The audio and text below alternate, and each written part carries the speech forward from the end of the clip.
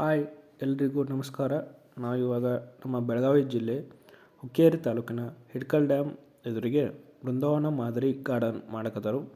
ಅದನ್ನು ನೋಡೋಕೆ ನಮ್ಮ ಕರ್ನಾಟಕ ಕಿಟ್ಟಿಯವ್ರ ಜೊತೆ ಹೋಗತ್ತೀನಿ. ಇಲ್ಲಿ ಏನೇನು ಅಭಿವೃದ್ಧಿ ಕೆಲಸಗಳು ಆಗತ್ತವು, ಮುಂದೆ ಏನೇನು ಆಗ್ತೈತಿ ಅಂತ ಮಾಹಿತಿ ತಿಳ್ಕೊಂಡ. ಈಗ ಇಲ್ಲಿ ಒಂದು ಚಿಟ್ಟೆ ಪಾರ್ಕ್ ಅಂತ ಮಾಡಿದರು.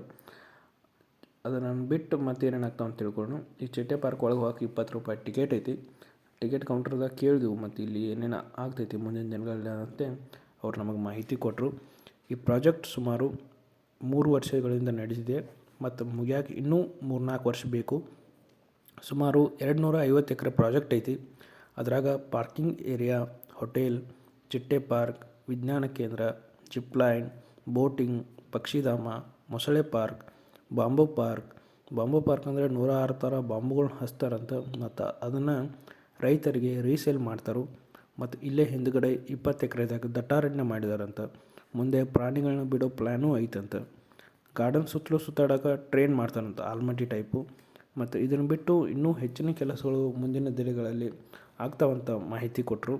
ಅವರು ಹೇಳಿದ ಹಾಗೆ ಮುಂದಿನ ದಿನಗಳಲ್ಲಿ ಇನ್ನೂ ಹೆಚ್ಚಿನ ಕೆಲಸಗಳು ಆದರೆ ಈ ಪ್ರದೇಶ ಬೆಳಿತೈತಿ ಮತ್ತು ಇಲ್ಲಿನ ಜನರಿಗೆ ಕೆಲಸನೂ ಸಿಗ್ತೈತಿ. ಬರೀ ಗಾರ್ಡನ್ ಸ್ಯಾಂಕ್ಷನ್ ಆದಮೇಲೆ ಇಲ್ಲಿನ ಸುತ್ತಮುತ್ತಲಿನ ಭೂಮಿ ಪ್ರದೇಶ ರೇಟು ಜಾಸ್ತಿ ಆಗಿದಾವೆ. ಸಾವಿರಾರು ಜನಕ್ಕೆ ಕೆಲಸನೂ ಸಿಕ್ಕೈತಿ. ಅದೇ ರೀತಿ ಇಲ್ಲಂತೂ ಒನ್ ಡೇ ಪಿಕ್ನಿಕ್ಕಿಗೆ ಹೇಳಿ ಮಾಡಿಸೋಂಥ ಜಾಗ ಐತಿ. ಮೊನ್ನೆ ಸಂಕ್ರಾಂತಿ ದಿನ 1500 ಜನ ಬಂದಿದ್ರಂತ. ಬರೀ ಈಗ ಚಿಟ್ಟೆ ಪಾರ್ಕ್ ಒಂದಾಗೈತಿ. ಮುಂದೆ ಇವೆಲ್ಲನೂ ಅಭಿವೃದ್ಧಿ ಕೆಲಸಗಳು ಆದಮೇಲೆ ನಮ್ಮ ಬೆಳಗಾವಿ ಜಿಲ್ಲೆಯಲ್ಲಿ ಅತ್ಯುತ್ತಮ ಪ್ರವಾಸಿ ಕೇಂದ್ರ ಆಕತ್ತಿದೆ.